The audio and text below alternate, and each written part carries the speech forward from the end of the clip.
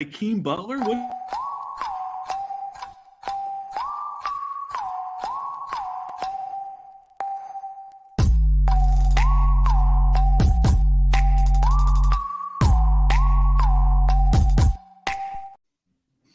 Salutations, possums, and welcome to the AFC North preview brought to you by Offensive Points and a very special guest, Kyle Krajewski. I'm going to let him introduce himself in just a minute. I just wanted to throw out a fun fact I learned about possums today. A study conducted by University of Florida traces the existence of possums back as far as the extinction of dinosaurs. So, very feasibly, the possums could have killed all the dinosaurs. It might not have been a meteor. So I just want to run that guy by you. Conspiracy corner. I don't know what your guys' thoughts are on that one, but I think the possums killed the dinosaurs. Wow. Didn't know that's where we were going to start today. Kyle, introduce yourself, man. I love it. Go ahead, Kyle. I am Kyle Krajewski. I do fantasy football and basically sprinkle in some XFL for first seed fantasy. We're kicking off. It's draft season, so we're kind of getting stuff started there, both on YouTube and podcast form. I love that. So here we are, first seed fantasy. What's your social security number too for the folks listening? I'm texting that to you right now. Oh, cool. I'll tweet it out For later. you guys listening on the podcast, this is the best beard I think I've ever seen since James Harden and Rick Ross. My man Kyle's rocking it. You're going to have to go check it out on YouTube because that video will be live as well. So, Kyle, I usually talk second, so I actually don't have much to say, but I hope that you enjoyed our dysfunction behind the scenes. It's like that every time. Which you've been that was a blessing. You should that was fun to experience. It's a blessing and a curse. It is a blessing and a curse. All right. Well, before we actually start on the AFC North preview, we said, are there any news things that we want to talk about? And we all said no. Well, I want to talk about one, and that's going to be Mr. DeAndre Hopkins, officially released from the Arizona Cardinals. If you had to make it, we don't have to talk too much longer about it because I'm sure this is going to be a huge news story throughout the summer. But if you had to pick right now, Joe, where do you think he goes? Well, I'm about to talk about this, but he's going to the Cleveland Browns as they make their Super Bowl run this year. So, book it. Super Bowl. Okay. Cool. Yeah. Okay. So now that people aren't living in fantasy land anymore, I know we do fantasy football, but I didn't know we were going to do that. I want to say something, and it's all camp news right now. Anything that's coming out about DeAndre Hopkins is not real. It's all camp news. It's all, he's going to go here. Sources say that he's going to go here. I'm going to tell you where he's actually going to go, and this might seem like a home run once again. Oh, my God. He's going to go to the Philadelphia Eagles because we actually have a few $1 million to spare, unlike the Chiefs and the Buffalo Bills, who have used literally every single dollar they have. So just book it. You heard it here first, and it isn't camp news. I didn't hear that so-and-so went to so-and-so and said so-and-so's Schefter, blah, blah, blah. No. Eagles, not Bills and Chiefs. I understand they're in their arms race that we've seen over the last week, but I don't personally think that he goes to either team. And if he does go to a team, he's chasing the money. He's not chasing the ring, but if he wants to get that ring, he knows where to go. All right, Kyle, let's get a normal person's perspective on this, please. Thank you. For the longest time, as much as I wanted him to be a Bills or be on the Bills or on the Chiefs, I also agree. I don't think those are realistic. I mean, they very much can happen. But he's visiting the Patriots soon, and quite honestly, I think that is probably where he'll wind up. I could picture them throwing him a huge chunk of cash, and his one kind of prerequisite was solid ownership, and I don't know how much better ownership can really get than New England. So I think for some reason that's kind of slotted itself into my favorite for Hopkins. Honestly, that's the worst case scenario for him because he's going to have the worst quarterback ever throwing him the ball. Fully agreed. He's 16th on someone's list in the league. Yeah, that was Chris Sims. Chris Sims is a clickbait artist. But he played football, so can't argue with his takes because he played the sport. Fair enough. Yeah, Kyle, I lean more towards you. I think he'll end up somewhere where I think his fantasy value isn't going to be great. I know a lot of people want him to go to a quarterback team that the Bills or the Chiefs, some team that's he's going to get lost in the shuffle. Not the Eagles either. I think honestly, my wild card team, I like with all the other ones, is the Carolina Panthers, and the reason being is A, they don't have wide receiver one there. B, I think they want to give Bryce Young a lot of weapons to start out here, and I don't think the Carolina Panthers can be bad this season if they get him one big weapon like that can erase a lot of his rookie mistakes. I actually think they could win that division if they gave him a weapon like that. Just my opinion, though. I don't like that at all, Bill. I don't like it either. Nobody likes that. Not a single. Well, I know why you don't. I mean, it's 30, dude. They already got enough 30-year-olds on that team. I'm just saying, Thielen, Hopkins, and then like a Mingo or DJ Chark, like. I saw right Terrace Marshall off. There was a blurb that he's on. There was a blurb. There was some camp news that came out about him. Camp news. I sure will write him off. That's fine. That's definitely fine by me to write Terrace Marshall off. Taxes. It's good return on it.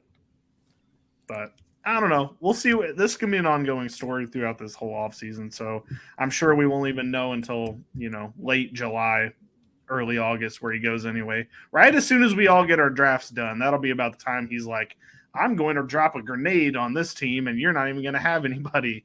You're not going to like any of the receivers on this team. Just going to end up happening that way, I'm sure. All right. Let's get on to the AFC North preview. We do these previews every year. We've done them 3 years running now.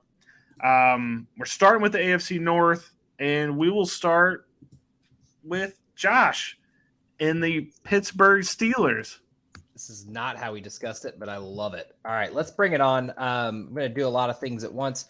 We're talking about my guy, Kenny Pickett, quarterback number 28 last year, something like that. He's pretty abysmal just from a fantasy perspective last year all around. I think there's some hype about him being good, and I'm not sure who that person is that's doing that, but I believe we will see a jump. I just not far enough of a jump to garner any interest from me in acquiring or drafting Pickett. Only threw for 300 yards one time last season and never threw more than one touchdown in a game. At this point, I can't say what would have been better last year, Pickett or over the hill Roethlisberger. But I think we can kind of all agree it was time for Big Ben to finally retire. So I don't know. I'd keep an eye on Pickett in deeper and super flex leagues. Obviously, if you can, I'm assuming he's already owned in all super flex leagues and deeper leagues as well. But in redraft, I feel like you could tentatively have him as like a week one bench ad in a smaller league. But I personally can't say I envision him being a day in and day out starter even later in the year and hope for anything. So anyone got any eye-opening stats they want to talk about with Kenny Pickett? I don't think there's much here. Billy, you prepared for the Steelers. What do you got? Well, he's going as QB 23 right now. I think that's about right. I mean, that's a back-end QB 2. Nothing that you're going to want to go up and pay for, but he can be an into your bench in one QB leagues, and he's like, if you just got like Josh Allen and wanted to punt on the position in a super flex league, he would be a good second guy, if even that. But yeah, I think the odds are not very likely of him being a superstar this season. Zero. In a one QB league, you're not drafting Kenny Pickett. Okay, definitely not. No. Definitely not. Like, let's say you drafted like late end, you got Russell Wilson, and I don't know who else, fucking CJ Stroud, because you're like, I believe in him. That's the ballsiest QB room I've ever. I mean, I agree, but I'm just saying, like, let's say you have those two. Are you keeping Kenny Pickett on day one just to see, like, if just in case? If anyone in a one QB league rosters 3 quarterbacks, I want you castrate, whatever, cut your nuts off immediately. Okay, castrated, yeah, castrized. All right, well, we'll just move right along. Kyle, feel free to chime in and talk about cutting balls off anytime you want. It's well pasteurized. All right, so Najee Harris, in my opinion, this offense is going to completely funnel through him, and I'm going to try to get him everywhere, especially if he stays in the second or slips to the third round. It's just kind of where he's at right now.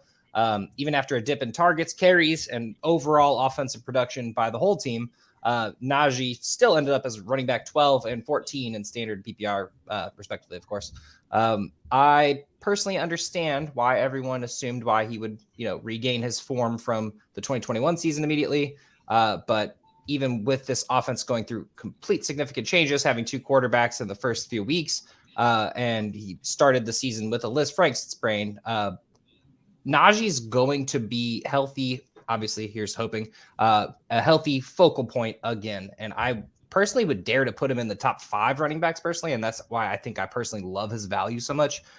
Everyone was upset because Najee wasn't getting him 25 points a game. This was the most consistent running back in fantasy football last year with 10 and 12 points pretty much every game, except for a couple slips in the beginning of the season when they were trying to figure out what pick it was. So I don't know if anyone has any hatred on my take of Najee. Kyle, I don't know. What do you feel about Najee Harris?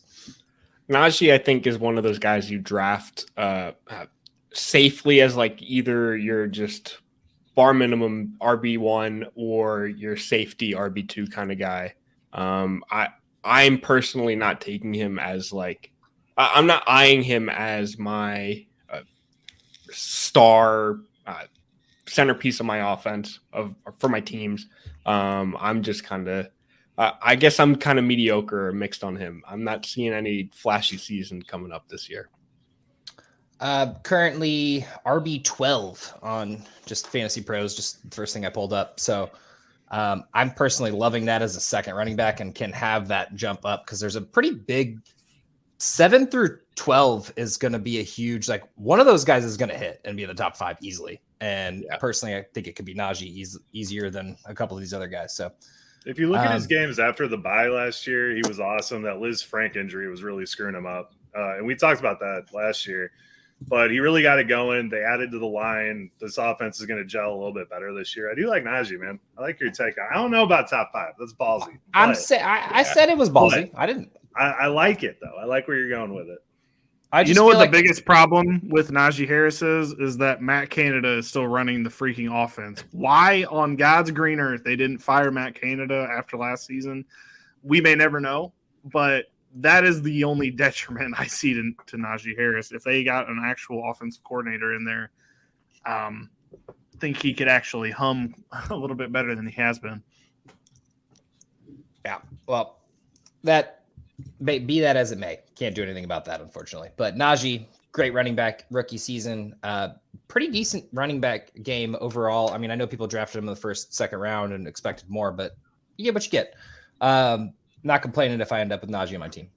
Jalen Warren, on the other hand, the Steelers did not add another noteworthy running back over the offseason. So I really feel like this says enough with really feeling comfortable with Najee, but also feeling comfortable with Jalen Warren because the other guy did not touch the ball at all throughout the season. I don't remember his name because he touched the ball twice. Anthony McFarland. So I feel like at this point, I understand why people were all on Jalen Warren. He is no more than a fine dynasty stash or handcuff. But the consistency was never there. It's not worth a start on anyone's roster. I understand why. He'd be a great handcuff. Like good for you. But he's not usurping Najee anytime soon. So just calm down on that. And then getting into the wide receivers, pretty exciting. George Pickens and Deontay Johnson, both very talented receivers. But for all the reasons that I listed about Pickett, I'm probably lower on this batch of wide receivers than most. I feel like Johnson or Pickens is going to skyrocket because there's going to be some camp news story. Currently, wide receiver like 38, 34. So wide receiver 3s and 4s.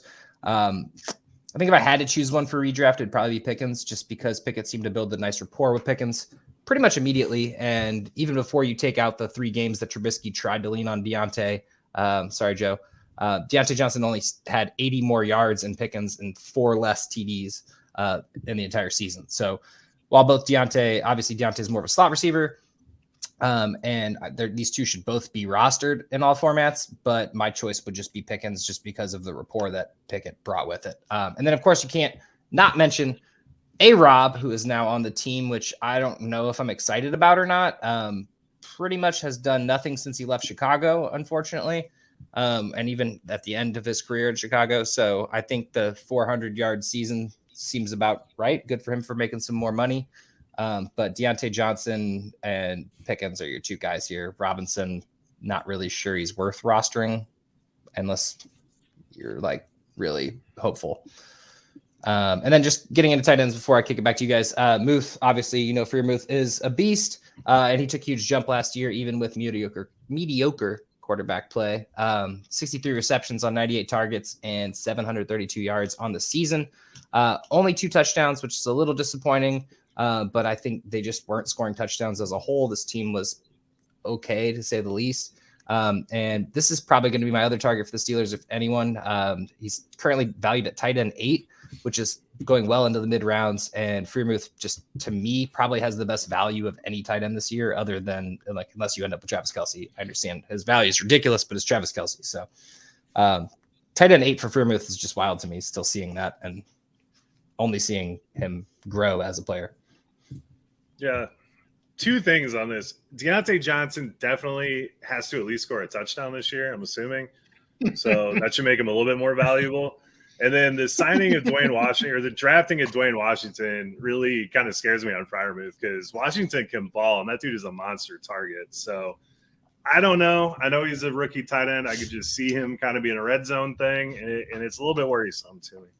He's going to be in there for run blocking mainly. So I don't think I don't know. Sorry. I don't think he's going to be super. I don't think he's going to steal from Muth. Honestly, I think if anything, it steals from Allen Robinson. Like, I think if anything, it's going to be a 2 tight end set with Deontay and George Pickens rather than one or the other. I think either both are going to be on the field, but I don't think Freiermuth's going to be affected as much.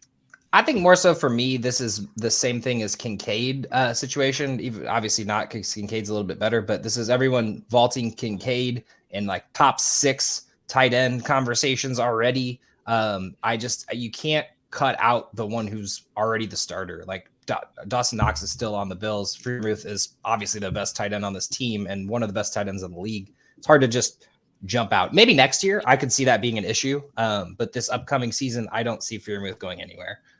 Maybe if I agree with you, but Darnell Washington is like 8 feet tall and 400 pounds and runs like a 4.2 40. So I could see him, kind of getting on the field a little bit more than we think he's going to. It's just an extra O lineman. That's all. It's like it's not necessarily a receiving threat, but he's definitely going to be on the field for run plays. I think Najee's going to get a nice little bump from it, because they won't draft an O lineman, but they will convert a monster Godzilla of a human into one that they drafted from the tight end.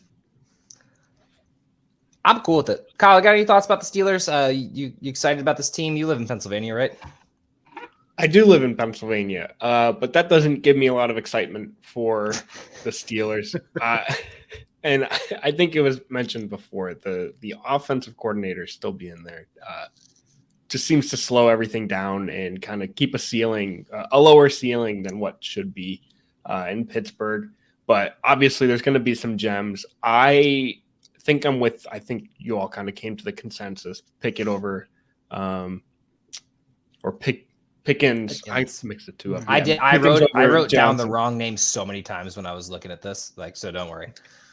It's backwards, but everybody knows who you're talking about, hopefully. But yeah, Pickens over Deontay. I feel like, but at the same time, I feel like at their values, you can't really get too wrong with either one. No, Pickens is currently valued over him. I'd say if Deontay Johnson was valued over Pickens, I wouldn't say make a mistake, because we're talking like the 70th pick of the draft. But I mean, yeah, but I feel like you're kind of in that range. You're kind of taking guys like Deontay Johnson.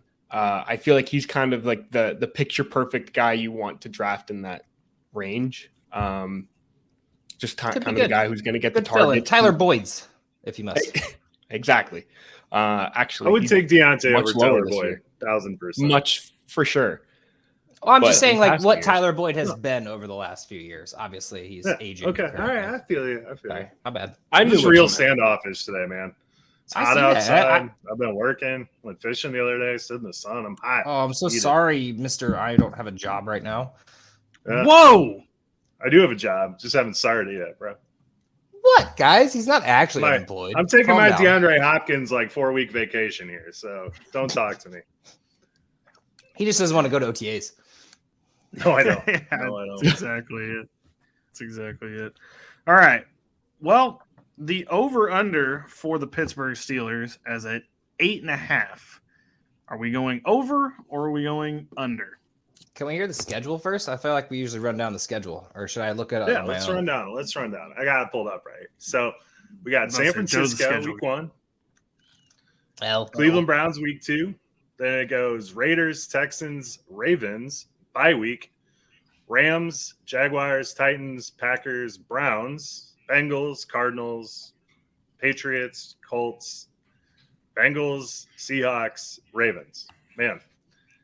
I got like 7.5 in there. It's really hard for me to go 8.5. I'm going to go under.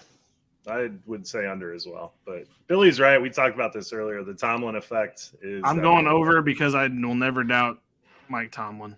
And that's why it's 8.5, because otherwise it'd be lower. Exactly. I think this is the first year. Over or under? Give me the over. They always figure it out somehow. Attaboy, Kyle. All right. Let's move on to the Cleveland Browns. Joe, take us to I don't even know what it's called. The land of something. Land. I thought it was Pound Town. Or is that not it? I like that one. Let's go to Pound Town, boys. All right. So your Cleveland Browns in 2022 went 7-10 and finished last in the division. Since then, they've added Zadarius Smith, Ogbo Okonkwo, Maurice Hurst, Dalvin Tomlinson, Juan Thornhill, Rodney McLeod, Elijah Moore, Marquise Goodwin, Jordan Atkins, and Kellen Mond. They also drafted DeJuan Jones to shore up that line. Isaiah McGuire out of Mizzou for linebacker. Siaki Ika to put a huge body in the middle of that defensive line. Cedric Tillman and Dorian Thompson-Robinson. All they lost was Clowney, John Johnson, Ronnie Harrison, and Greedy Williams, who went to the Eagles. So they added a lot to this team. They are absolutely making a run. I said Super Bowl run earlier. I just mean they're going for it this year on that one. So one of the really notable things is Jim Schwartz is now your defensive coordinator. And that just means that Cleveland's defense got a hell of a lot better. Joe Woods had a pretty talented defense last year, and they routinely got burnt in the run. They were bottom third, giving up 130 rush yards per game. And they also gave up 22.3 points per game, which is not how you win games in the NFL. So Jim Schwartz runs a 4-3 defense base package. They really only rush 4 guys. They really don't blitz too much. But all of his defenses have always ranked near the top in sacks while using the lowest blitzes in the league. So that's got to get you really excited for the IDP guys in this one. So I'm actually going to start there. I'm really excited about this group. Andrew Berry completely rebuilt this defense in one off season. So like I said, Clowney's gone, Johnson's gone, Harrison's gone. We got Zadarius, Okonkwo, Tomlinson, Thornhill, and McLeod joining this defense. So it should allow Myles Garrett to be moved around the line a little bit, matched up against outside of the tight end in certain instances. So that's really awesome for Garrett. We could see a huge year out of him. And Zadarius Smith really gives this team a good run defense. He was all over for the Vikings. He had a bunch of sacks with the Vikings, and I think he brings that to Cleveland as well. So we have 2 very scary defensive ends. And then they added Dalvin Tomlinson, who is always good against the run. He was 14th against the run last year and has chemistry playing with Zadarius Smith. So you put him in there, and Ika, you got 2 300-plus pound guys clogging up the middle of that defense. It's pretty awesome. Linebackers, Anthony Walker, Joker, Taki, I can't ever say his name right, Jordan Phillips, they all ended up on IR last year, which is just horrible luck. So Tony Fields was your starter. Is the leader of this defense, captain of the defense, but I think Joker's going to slide in a Jim Schwartz defense, so I expect a career year from him. There's even been a little bit of talk of Joker playing strong safety in some packages, which would be awesome, especially if we can get a DB marker on sleeper. Please, God, make that happen. I mean, the blitz percentages, these linebackers, Joe Woods used them quite a bit, 12th most in the league, but they really didn't do anything with it. So I think this year, better tackles, better interceptions for them should be good. So really good for the linebackers. And then cornerbacks are solid. You got Newsome, Ward, and Emerson. But where they really made a change was at safety. So they brought in Juwan Thornhill and Rodney McLeod. At free safety, they'll fit right next to Del Pete. At strong safety, Thornhill just won a Super Bowl, and McLeod won one with the Chiefs, and he's just the Eagles, Josh, my bad. And McLeod has been following Schwartz around. So you got 2 guys with Super Bowl experience there, and I just think this whole defense is going to go off this year. Thornhill is an amazing addition, and for IDP purposes, you should be acquiring him. Anything on the defense, boys? I just realized I completely forgot to talk about the Steelers defense, but no, I think you pretty much summarized that pretty well, buddy. You went a little too in depth, which is nothing to add. Yeah, nothing. I'm really excited about that team. Did a great job. Defense. All right, I thought we were going to start with the offense, hence the Deshaun Watson picture at the beginning of that, but I like your style, man. Sorry, man. I got way too excited about the defense when I was going into this, so I just started there. Have the cake first, have the dinner later. So we'll go back to Josh's TJ Watt and Cole Holcomb. Boom. Oh, yeah. Right. No, it's super easy. TJ Watt, Minka. Cole Holcomb, both amazing starters. Landon Roberts, Minka Fitzpatrick, and Highsmith are the only other three that you're even thinking about rostering. And you're good. Nailed it. Dynasty, Stashnik, Herbig. I don't know how to say his damn last name, but he's pretty damn solid. Yeah, even if I would have went into the defense, it wouldn't have been that. So I just want to just have at it, Joe. We'll take a bow. The offense isn't quite as good. Or is it? I'm just playing.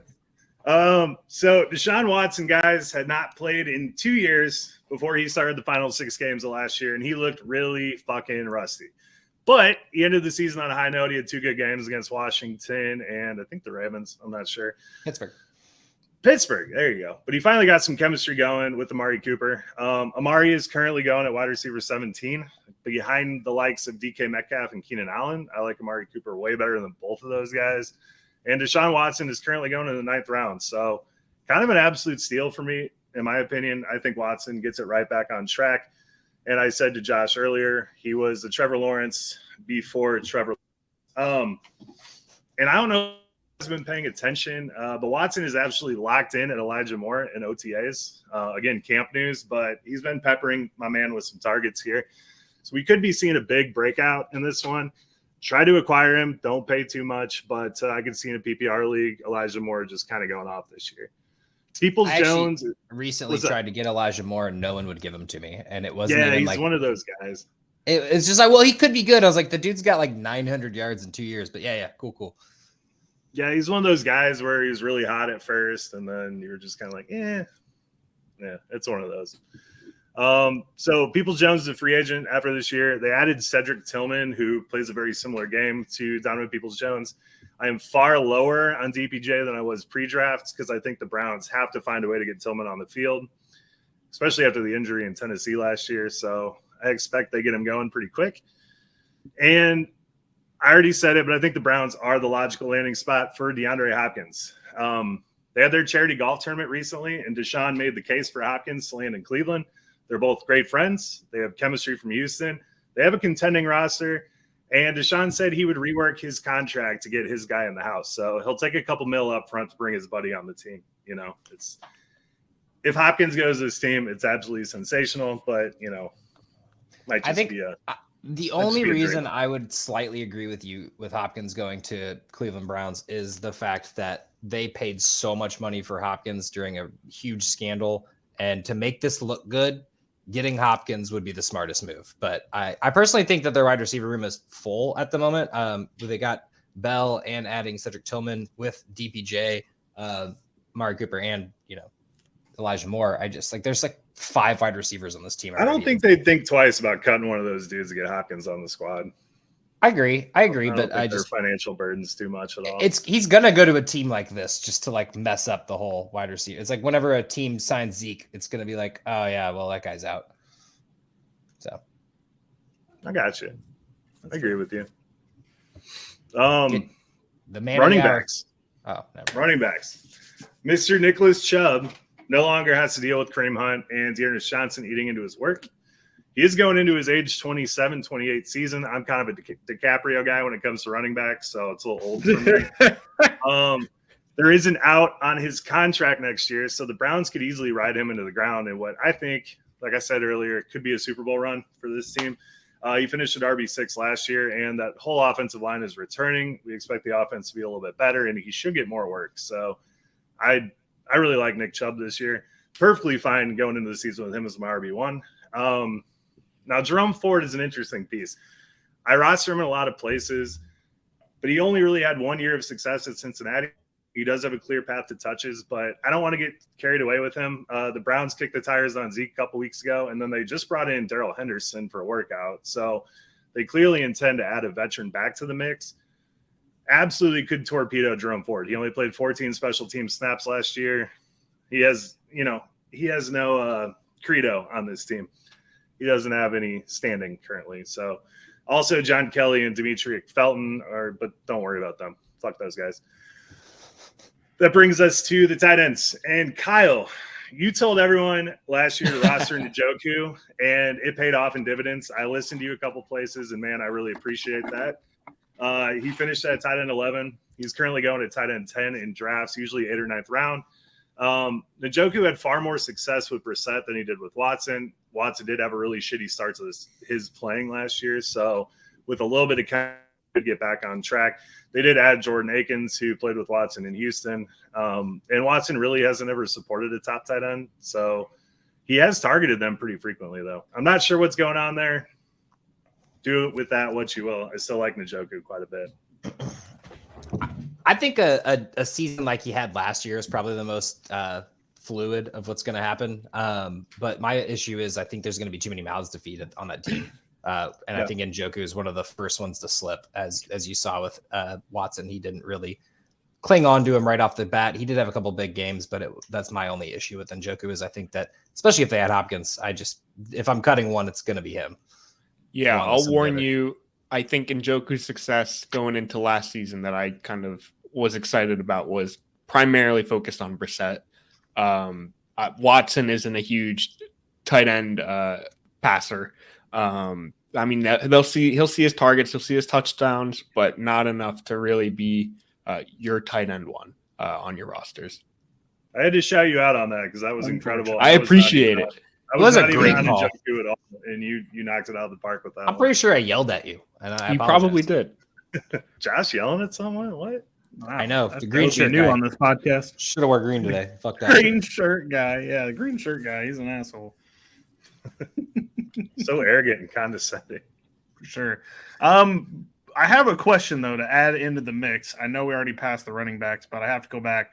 Are we afraid that one of the running back landmines, the Fournette, the Hunt, the Zeke Elliott, do we think one of those guys potentially ends up on this team?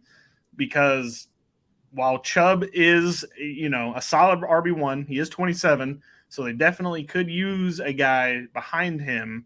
Do we think one of those guys may come to this team, or do we think that they may ride it out with just the guys that they have already? I think they'll probably dumpster dive on the June 1st cuts, the camp cuts, and try to get a couple more bodies in there. I mean, I'm sure Zeke's just asking for a boatload of money, and I don't know about Fournette. He seems the same way, and I don't see any way Hunt's back on this team. So, yeah, but there will be something. There will be a body added, or two, or three, or four. Yeah, I see like a pass catching guy like Singletary. I know that he's not on the team anymore, obviously, but or he's signed already. But like Singletary type player getting signed on this team. I don't see it being the Fournettes, the big guys. It wouldn't make any sense. They want to get someone pass catching type in there. Kenyon Drake, I think, is still a free agent, like that kind. I don't think they spend big with. They are clear they don't want Hunt anymore. They said that he can't run anymore. He did not look good last season either. And then I just don't see them going for a Zeke or a Fournette personally.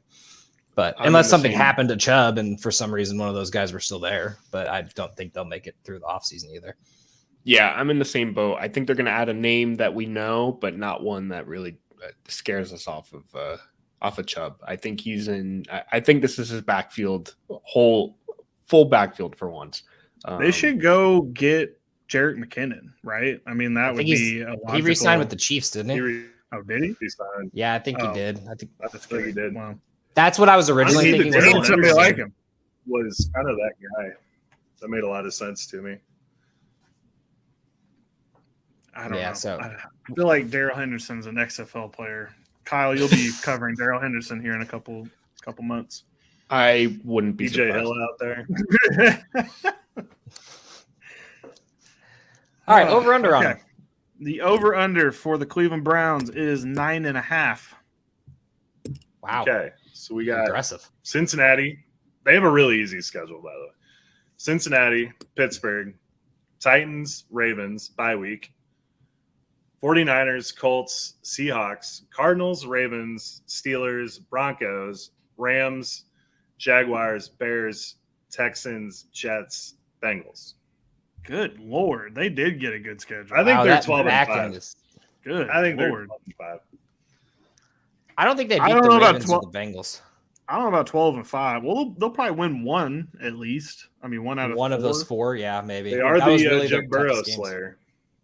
So, I definitely could see him getting to 10 for sure. I guess I'm going to go over. I don't like to, but I think they could fuck it up. But yeah, I guess I'll go over as well. Yeah, I could picture like one or two ties sprinkled in there for some reason. This seems like a team that's gonna tie. One or two ties. That would be incredible. I just picture it for some reason. This is a team that I feel like is magnetic towards ties. So we went from Njoku being a top 10 tight end I want to to know what the two odds ties for the are Browns. of a team having two ties in the same season. Who knows? Like, it couldn't have ever. Well, it probably happened back in the Yeah. glory days of the 1940s. Give me the over though. Okay. Joe We'll go Burrow with is the 1 and over. 4 against my Browns. Your Browns. I Yeah, talked when- about them. They're my Browns. By the way, you just- Baker Mayfield never lost to Joe Burrow. That's a fact. Did he ever play against them? Sure did. Beat him twice. So did. Sorry, I had to do that. Mm-hmm. Just 'cause it feels like forever since. he's been Thing elected. is, I'm not even gonna get on it. We're not gonna go down that road. No need to, honestly. All right. I'm intrigued On now. to- What were you going to say? No, I was just gonna say I feel like they would have been in a better spot last year had they just kept the boat afloat with the players that they had on the roster from the previous season. But what ifs? I mean, they had a No big- quarterback who was suspended for the no big majority deal. of the year. Of course, they would have been better. Brissett did Yeah. pretty good. Well, okay. you say that. All right. Okay, in a vacuum, On to Brissett or Baker? Who are you taking? Baker, obviously. I don't think that's a Brissett question. actually looked pretty good last year, but I think I actually have to go with Baker too, unfortunately. Yeah. The thing is Baker don't Brissett have that didn't dog look in him. good in the Colts. He didn't look good in Miami. Like he's not looked, and then he looked okay with still losing record with the Browns. I don't think that is what the Browns were hoping they got out of Brissett. But Negatives. Watson looked worse. That was a bigger problem. All right, on to the Baltimore Ravens. Before we even get to the absolute cavalcade of different things that have happened this offseason, the biggest thing I think, not even Lamar coming back, it's the fact that they hired offensive coordinator Todd Monken away from Georgia. Georgia, while they have had the all-time defense that are now all playing for Philadelphia, their offense was secretly really good too, and they were really good at developing players there under Todd Monken for Georgia. And the fact that he's been in the NFL before, and Georgia hired him away, and then Baltimore's like, hey, you need to come up to hang out here in Baltimore. And I think that is what's going to really open up this offense a lot. So starting at the quarterback, Lamar Jackson, they finally signed him back. Do I think it may have been a mistake? Kinda. It's a little weird that he didn't play in the playoff game when he could have. I don't understand how he ended up back on this team. I will never understand that because I don't understand how the fans in the stand who desperately wanted to beat Cincinnati were one play away from beating Cincinnati with Tyler Huntley. To think that if Lamar had been out there, hard to not think things would have been a little different. And to see him not play and then welcome him back with open arms is a weird, toxic relationship that I would never want to be a part of. But whatever. It's like the couple fighting at the bar. Like you see them having a knockdown, drag-out fight in the alley, and then an hour later they're drinking together again. It's the most bizarre thing. Don't want any part of it. And that's what I think the Ravens are. He's going as QB4 right now. I think that's about right. I think this offense is going to be better. I'm hoping and praying that they don't use his legs as much. DraftKings actually has his over-under for rushing yards at 800, which I just think is a lot to put on Lamar coming off of some of the injuries that he has. I think he's going to be a much more proficient passer this year than he has been, the past couple seasons. I think we might see that boost back up. But QB4 is definitely where I would probably have him. I know, there's certain contingent of people out there that hate Lamar Jackson, like based on his stats and all that. But the thing is like he does get results. And if he plays the entire season, you're getting one of the 4 or 5 best quarterbacks in the league. So guys, do you have any other dissenting opinions on Lamar Jackson? Yes. Can I please go? Go for it. Yeah, how about it, man? Lamar Jackson was QB2 in Yahoo last year, and every single person who drafted him in the 2nd or 3rd round or whenever QB2 goes on Yahoo lost bad because they did not have a quarterback all year. This was a terrible mistake for the Ravens, and this is a terrible mistake to put him at QB4. I'm okay with getting him after Burrow and maybe potentially talking about him before Lawrence. But I am not drafting Lamar Jackson at his current value whatsoever. This man hasn't played a full season since his rookie year. He is literally one serious injury away from not playing for an entire year. The fact that he's gotten out of these injuries and not been injured for the whole year is phenomenal. But if they keep putting the rushing yardage on him, this man hasn't thrown for more than 3,000 yards one time. They're finally getting him weapons, and he's supposed to just all of a sudden be a good passer. I mean, we've seen the throws. He can only throw to Mark Andrews. If they get Hopkins, sure, I'd be excited about it. But if they don't get Hopkins, we're just trusting that these actually good normal receivers that would be great on normal teams with actual quarterbacks and not running backs for throwing the ball. Sure. I don't see it.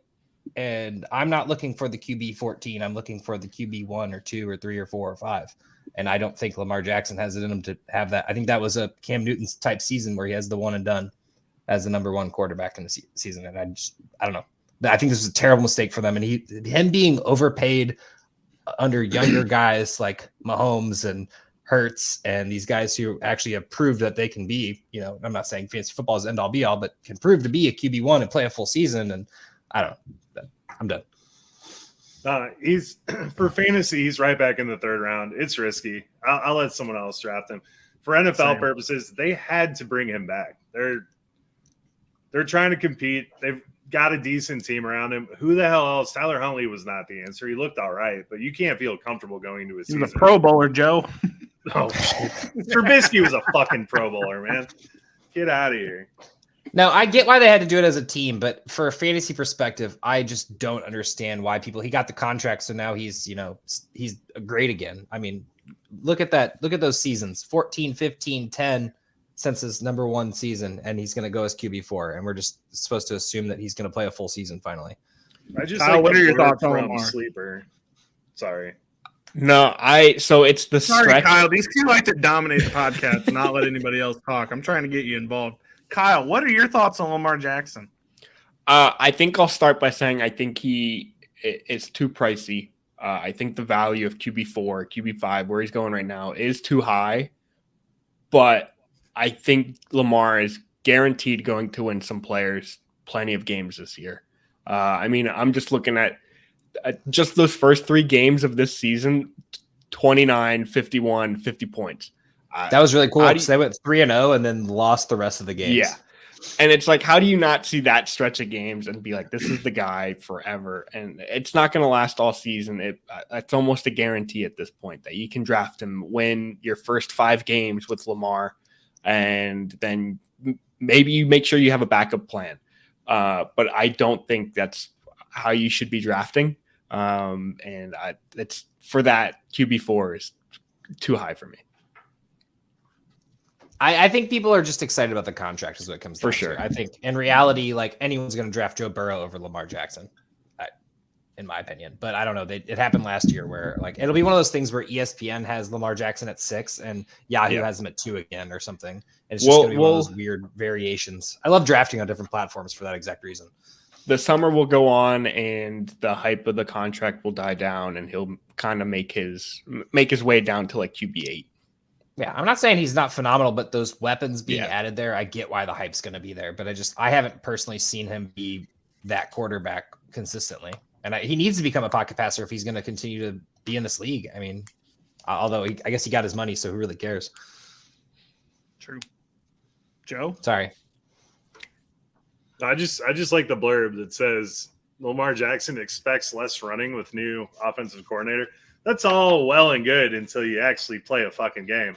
and he's going to see one gap in the line, and he's just going to run through it. And we're going to see the same thing. Well, that's actually the only reason I think that if you were going to try to go into the season with an optimistic mind of like things are going to change, it's the fact that they are installing a new offense in. Now, I think that best laid plans are always nice until you get, what's that saying? It's all you have a game plan going in until you get punched in the mouth. I think that's kind of what we got going on here, where it's going to be all good and fun until he gets, clobbered, right? On the first play of the game.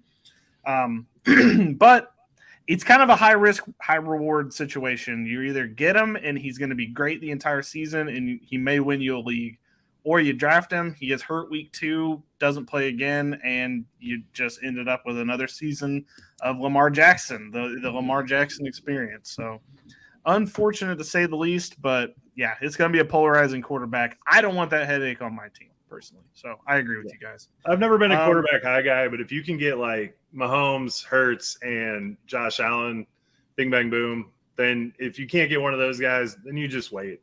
You absolutely wait. 100%. Just wait. Okay, let's move on to less controversial people. Mark Andrews, he's going as tight end 2 right now. Can't really fault anybody for that. The only problem I have with Mark Andrews going into the season is that don't draft him too high. Like, I still think you should wait on tight end as well. This isn't a super deep tight end class. You still need to get one of the top 5, but I definitely wouldn't take him in like the 3rd or 4th round in my personal opinion. I know he's going to, but like in my opinion, I don't want to take a tight end that high if I'm not getting Kelsey or potentially Hawkinson. I don't know. Just because I don't know what this offense is going to look like. They brought in a lot of pass catching weapons, and I don't want to be the one stuck with Mark Andrews and not end up with, a top tight end outside of that actually has higher upside. I actually still think Mark Andrews is the number 2 tight end, but I agree. Do not draft him too high. Do not. Kelsey went, you grab Andrews right after. It's a disaster waiting to happen. All right. I'll get to the rest of these pass catchers real quick. So we got Zay Flowers going as wide receiver 44 right now. We got Odell Beckham Jr. going as wide receiver 52. And Rashad Bateman is actually going one spot after Zay Flowers at wide receiver 45. I don't really know what you can expect from this offense. Odell would not be the one I go after. I think you're looking at a 400 to 500 yard season here with maybe like 3 or 4 touchdowns. He's a flashy name. Let your league mates fall over the Odell Beckham landmine that, his name presents as the draft board's going down. And he is going to be one of those guys in, when you're doing the automatic drafts on ESPN where his name's going to pop up. And everybody's going to be immediately like, oh, yep, clicking on him, not knowing that the context of the situation is that he's probably not going to return the value that somebody's going to pay for him. But as far as the other 2 wide receivers, I'm interested in both. Rashad Bateman, would love to see a full season from him. A full season between him and Lamar, I'm sure, is the equivalent to getting struck by lightning, but it could happen. It is a potential to happen, obviously, but one of those 2 players might play a full season, and it might be Bateman, and I think he would be pretty good. And also, Zay Flowers is the rookie. They took him in the 1st round. I would prepare to think that he's going to be getting a lot of focus in this upcoming season. I think Todd Monken has a plan. I think they drafted him that high because he's got a plan, and it's very interesting. They usually always go defense in the 1st round, so they went offense this time, and that intrigues me quite a bit. So what do you guys think? Yeah, out of all of these, I like Zay the best. Zay is the best separator. I mean, Odell back in the day probably was better, but Zay Flowers is going to get the separation on this offense that Lamar needs because we know he's not throwing a pinpoint pass into tight coverage. So I like Zay Flowers with his route running. That's really the wide receiver I'd go after out of any of these guys. Yeah, that's the only wide receiver I think I'd draft. I'm torn because the value you're getting these guys at, I'm about it. I love getting a guy like this and just having him sit as my wide receiver 4, wide receiver 5. Maybe he's my bye week guy, or maybe he's just let's see what happens the first 3-4 weeks because he might be the wide receiver 1 on the team. I'd love to see a full season of Bateman. I gave up on him in Dynasty because I haven't seen that yet. But I will say that I am excited to see what he could do if he could play a full season. And like Billy said, if you get struck by lightning and get both of them, Lamar Jackson and a Bateman combo, and it actually works, that'd be great. I'm glad they're adding. Yeah, I can't. I really can't. But honestly, I'm excited about the fact that they did add more weapons for him. And even if that is over the hill Odell and it's 400 yards, but that's a Deshaun Jackson type player. Like, I mean, you're going to get 80 yards from an 80-yard touchdown from the guy, and that's only good for Lamar. That's only good for the team, and honestly, great for like Dynasty. Whenever you got like some bye week scenarios, throw Odell out there. You never know. You might get the lightning strike there. So, and then Zay Flowers, I'm super excited about as well. I think Zay and Bateman would probably be on my team. Odell maybe in Dynasty if I ended up getting him somehow. Yeah, I think if I had to rank them, I'd go Zay, Bateman, and then Odell. Similar to you, I'd probably most likely have Flowers and Bateman on my team, and Beckham is most likely just going to be – he shows up on the draft board 2 rounds later. He's still there. I'll be like, all right, screw it. I'll take the chance. Yeah, I mean, most redraft leagues, you got like 5 guys going, offensive wide receivers or running backs. And it's just like, to me, I don't know, unless you like really didn't go wide receiver early, Odell, I just don't see a time of him actually starting. But on a dynasty league that you got 3 wide receivers and 2 flex spots, and you got a bunch of buys and injuries and stuff, and Odell's just sitting there, you're like, fuck it. Let's see what we got. It's true. This, for redraft purposes, it's going to be an interesting team to see how they get drafted, especially as we get closer to the season, because one of these guys is going to pop up draft boards because there's going to be a video from camp of Lamar hitting Zay Flowers in stride, and that's going to like boost him up into the higher wide receiver spots. So that'll be interesting to follow throughout camp. To piggyback off that before you get into the defense or running backs probably. But what's going to actually happen is Odell Beckham, week 3, is going to have 120 yards, 2 catches, and a touchdown, and everybody's going to be so excited, and then he's going to be the waiver wire pickup and then never do it again all season. I could absolutely see that. 100% happening. I guarantee it. He's back! Yeah, exactly. Okay, on to running backs. Now, I did mention seeing Bateman and Lamar on the field at the same time is struck by lightning. I don't even know. Maybe this is a dinosaur walking through your front yard to see Dobbins, Bateman, and Lamar all playing at the same time, because we would just don't ever seem to actually get it. J.K. Dobbins right now is being drafted as running back 18, going in about the 5th round on underdog drafts. I don't want that at all. No, thank you. I will let somebody else hold that. Sure, the investment is not that it is a little bit high, and sure, it could probably pop up to return value if everything goes according to plan. But no thanks. I don't even want to risk myself making that mistake. So I'm going to stay away from Dobbins. I'm more interested in running back 59 on this team, Gus Edwards, just because you're paying into the round prices. And Gus Edwards has shown over the years that once J.K. Dobbins eventually or inevitably goes down, Gus Edwards is there to step in and carry the rock. So that's probably where I would go with this backfield. I'm interested to hear what you guys think, but J.K. Dobbins is not on my draft board, and I'm hoping that you guys agree with that. Go ahead, Josh. Agree with him. I wasn't even going to say anything. I was going to let Kyle talk because he's our guest of honor. Go ahead. Hey, Kyle. Yeah, you have the floor, man. All right, I'll take it. Yeah, I'm very much in I agree. I'm not on the Dobbins board this season, at least not at where he's going right now. I feel like RB 19 on underdog, where there are more than a handful of guys going right after him that I'd much rather prefer. And we've seen more of a season coming out from them. Dobbins doesn't excite me, and that's a steep cost for a potential full season. Yeah, I'm gonna go ahead and talk about this too, because before Joe goes, because he's gonna get excited. Yeah, there's Dameon Pierce, Miles Sanders, Rashad White, DeAndre Swift, Javonte Williams. I'll wait 2 rounds and take any of those guys over Dobbins that early. Even Javonte, who's injured for the first probably 5 to 6 weeks, probably might get onto the pup list, and I would rather have that. If it hits, it hits. Cool, but the guy who's never gotten over 400 yards, it's really hard to take him as a running back 2. Joe, I want all of the J.K. Dobbins that I could possibly get. he clearly wasn't back to health after the ACL tear last year, and they held him out for a couple games, got him some rest, and then he only averaged 7 yards per carry on the last 4 games of the season. The dude's a fucking monster. He was awesome coming out of Ohio State. Billy, you brought up dinosaurs walking across your front lawn. If Gus Edwards walked across your front lawn, you would consider him a dinosaur, and the possums might have to kill him, because they do that to dinosaurs. Nice. But anyway, together. Tying it all in.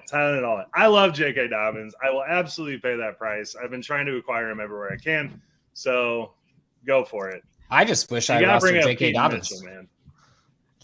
Get Joe to I just do can't- something stupid for him. I just can't do it to myself, Joe. I know that you like pain, but I cannot do that. I mean, last year you could get Ken Walker in like the 8th round. Please let me do that. I will take that kind of a gamble on a Ken Walker type than go for the 5th round with J.K. Dobbins and just hope for the best. I'd rather draft Ezekiel Elliott right now. Wow. Okay. That's a statement right Shut there. up. I would feel absolutely comfortable having J.K. Dobbins as my RB1 going into this season. Zeke right, Joe, Elliott not knowing where he's going to go. Joe, I like Joe that. we're going to do a blind fireball bet. Zeke Elliott scores more fantasy points than J.K. Dobbins. If you don't take this, you're 1,000%. stupid. 1,000%. All right. Yeah. Book it, Bill. Write Thing it is down. he might end up on this team. I mean, if you think about it, Zeke Elliott And could J.K. be on the Dobbins is still Ravens. going to score more fucking points. That would just be poetic justice. Little Kendrick I mean, play, they guys. still could be going after a running back. I don't see why not. I mean, they did it last year and bringing in Kenyon Drake and a couple other He was the older best guys. running back on the team last year. They're running Keaton and- Mitchell, man. They're good. Yeah, I'll all go right, on that. all right. Bill, All you wanna- right. Before I move to defense, I just want to mention again, Isaiah Likely is one of the better tight end handcuffs in the league. Thing is, we still don't know exactly what he can be at this level. Like we saw a couple of pop games from him in, Mark Andrews' absence, but Mark Andrews cast a pretty large shadow. So getting any value out of him while, I'm sure a handcuffed tight end probably blows Joe's mind because I don't even think he could probably comprehend that. But if you needed a tight end handcuff, Isaiah Likely would be a decent one to have to Mark Andrews. Don't know if anybody has any Handcuff Isaiah your tight Likely thought. end in a non-tight end premium league.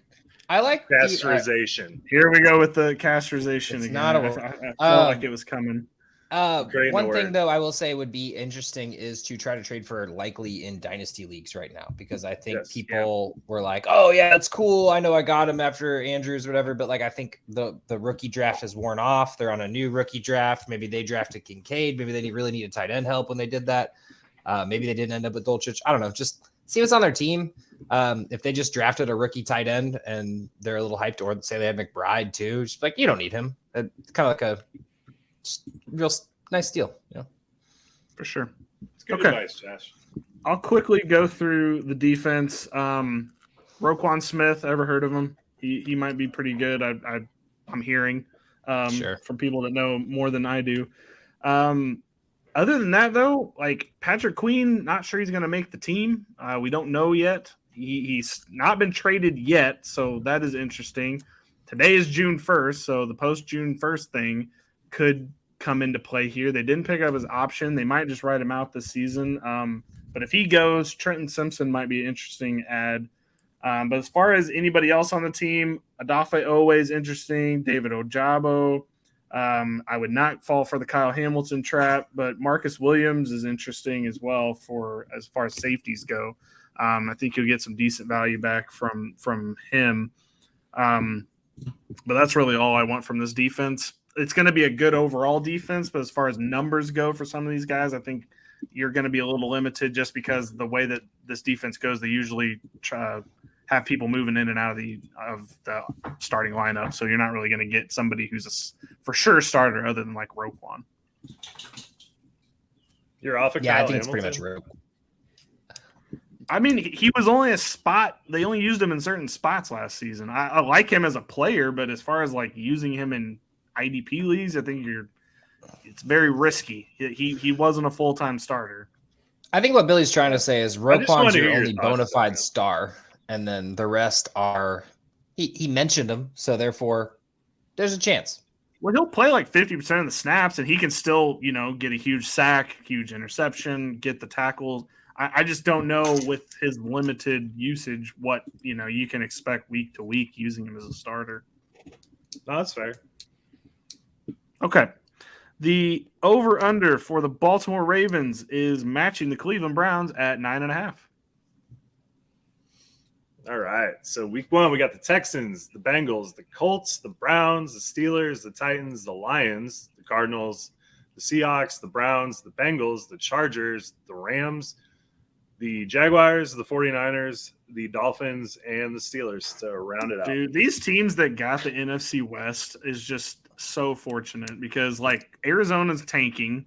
The Rams might be tanking. I don't know. We'll see what happens with them early in the season.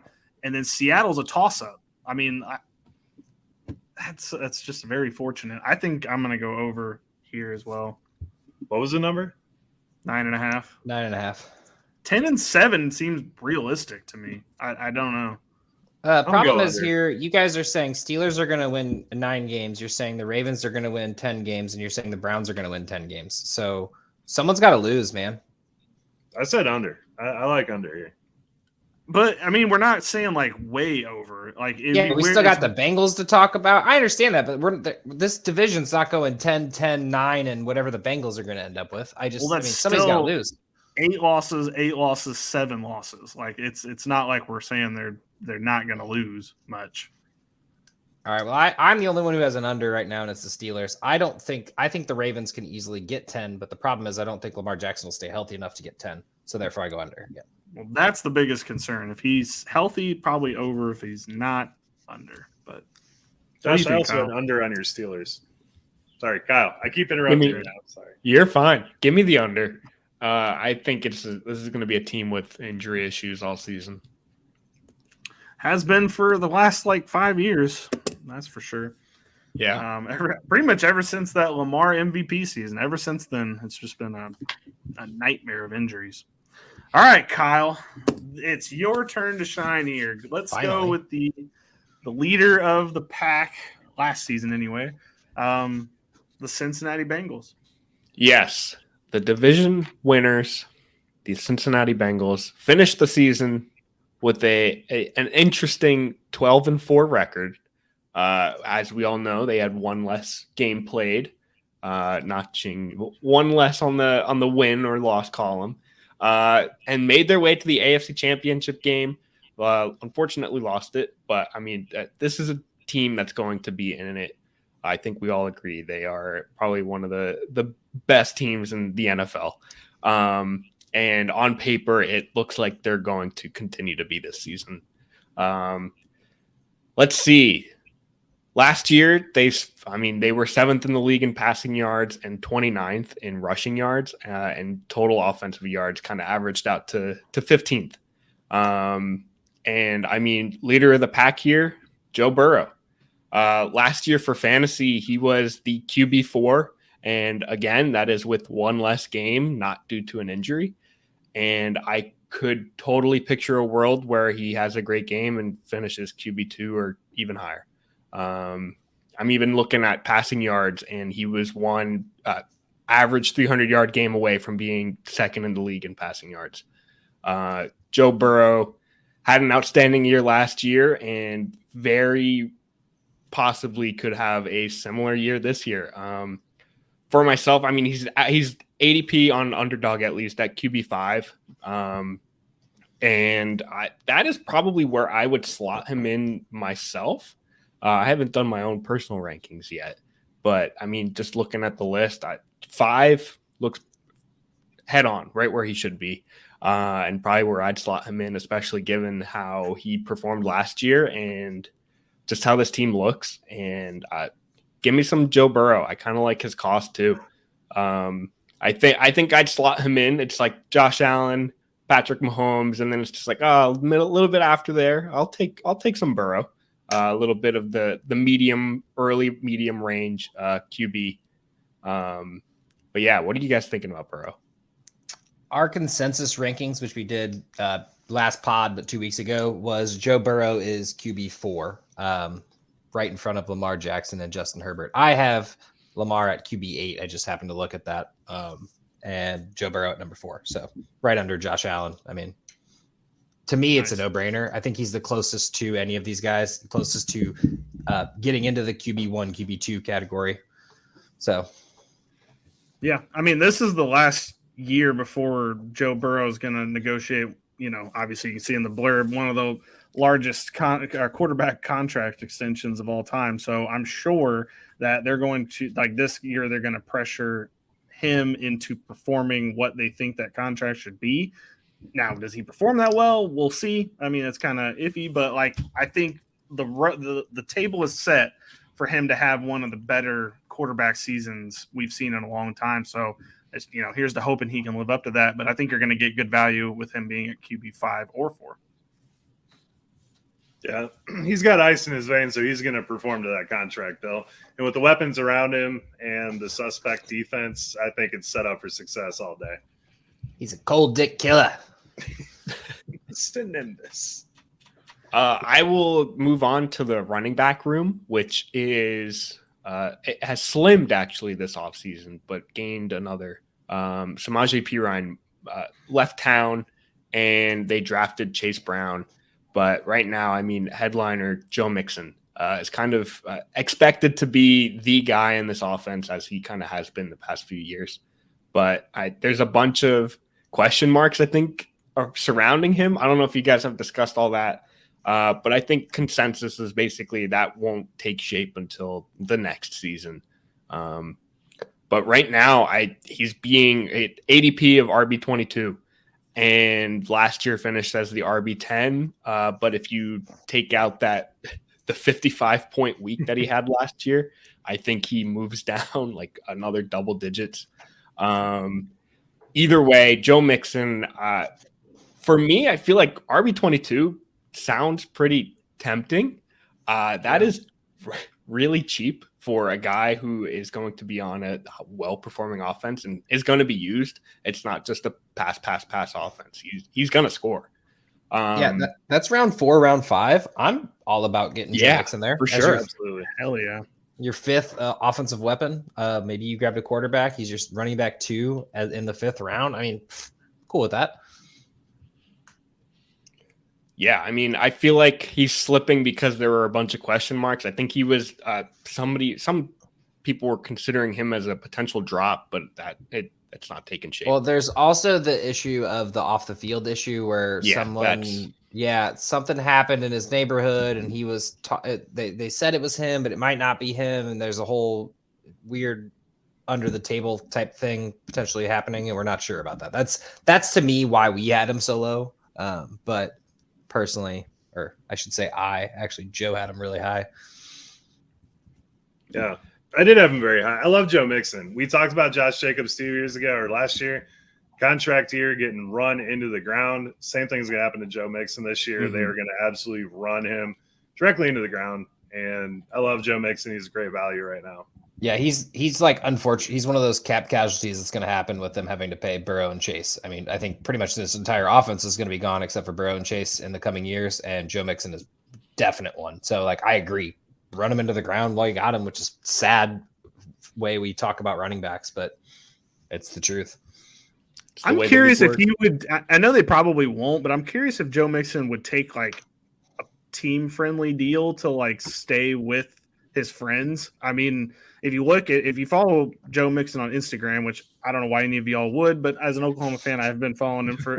I realized as soon as I was even saying that, I was like, why would you all follow him? Doesn't make any sense. But if you follow him on Instagram like I do, he is very like the whole team is like really, really good friends. I mean, him and Jamar Chase, like they held a camp down in Texas for, I'm sure a lot of NFL players do that, but they've been doing it for since Jamar's been in the league.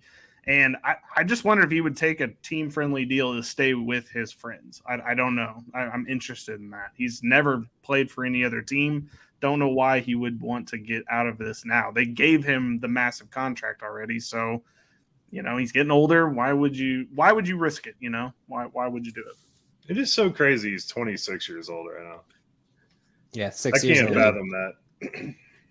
Yeah, he was a youngin when he got to OU and pulled his Never mind. We're not even going to get back into that. Go ahead, Wow, Kyle. dude. Okay, let's calm down with Oklahoma talk. But in reality, I think we're all in agreement here. Joe Mixon could be a steal of the draft. I mean, Yeah, for sure. I think the legal troubles are what's keeping that price down for now, just because we don't have clarity yet. But could be a steal, especially an underdog right now. Yeah, if you're drafting right now, he's a steal. But I could picture come July, we'll see his ADP skyrocket, probably cut in half. Honestly, I feel like it's just way too cheap, and I think everybody knows it too. It's just kind of the question marks that keep him low. By the way, Josh, it's real rich of you to call me out for talking about my favorite team. Real rich coming from you, bud. Since we talk about the Eagles every podcast. What are you I mentioned two things. I'm talking about an NFL team at least. All right, Jamar Chase. The headliner of the receiving game. This man is a monster, and unfortunately missed. I think there's 4 weeks missing from last season, and that's not even counting the Bills week. But Chase is currently being drafted as the RB2, very much so in the first round. If you want Chase, you're paying a first round draft pick for him. Last year finished as the wide receiver 11. And had a fantastic year this year before. And wide receiver 2 just kind of makes sense. But I don't know if I'm personally buying that. It's like you do the rankings. Like, Chase is wide receiver 2. But I don't know if I'm personally buying into Chase first round. It's not because it's not where I think he should. I think he should be taken there. I think it's more I prefer the other talent going right there. I don't disagree with you on that. I think the only reason I'm going to agree with you right now is because there's T. Higgins 4 rounds later, 3 rounds later, and honestly, the numbers are a lot more similar than they should be. Obviously, he did get injured and missed a few games last year, so that definitely hurts. But I mean, Jamar Chase he's a baller, man. He's going to be great for years to come. I think that next year, Jamar Chase is wide receiver 1 off the board. I mean, comparable with Justin Jefferson, obviously, just because I don't think T. Higgins is there. I don't think Tyler Boyd's there. I think it's a new crop of wide receiver 2s and 3s on that team. And Jamar Chase will just be that dude and go for Randy Moss type numbers. So I get it. I'm cool with getting a running back. There's a lot of good running backs that can go right there. You could debate, Stephon Diggs or one of the other wide receivers too, if that's who you feel like you want to draft. Yeah. Tyreek Hill as well. Yeah. Either way, I think Chase is going to be worth your pick. I think it's just my preference on early wide receivers. I'm iffy on them overall. Either way, Chase, wide receiver 1 in Cincy. And then you mentioned him, T. Higgins, wide receiver 2 in Cincy, is getting just as much love in this offense. T. Higgins last year, I mean, Chase was wide receiver 11, Higgins was wide receiver 18. And right now, Higgins is being drafted as the wide receiver 13. And again, you mentioned it just a few rounds later, but I feel like Higgins is going to consist. You know what you're getting with Higgins, and that is some big games with a lot of very solid games mixed in between. And then third wide receiver in this group, and it's basically the only these are the 3 guys. Tyler Boyd. He was wide receiver 34 last season and is currently being drafted as wide receiver 58. So that is the wider range compared to where they were being drafted or where they finished last season. But I don't see any of these situations really changing. So just kind of seeing that in 58 for Tyler Boyd, he's not a guy you're going to be starting, but for a bench spot, if any of these 2 guys misses a game, you've got an instant start.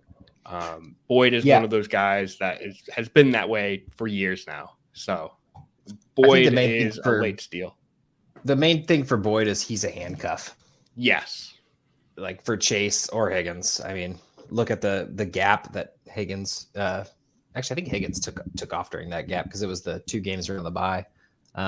But yeah, Boyd is just a handcuff for Chase, or hoping that you could steal some points out of either one of their pockets. Yeah, that's a guy. Boyd is a guy you play whether there's an injury to the top 2 guys or you are desperate in bye week hell. and he'll give you with 8 to 10 points, and that's all you really need during that time period.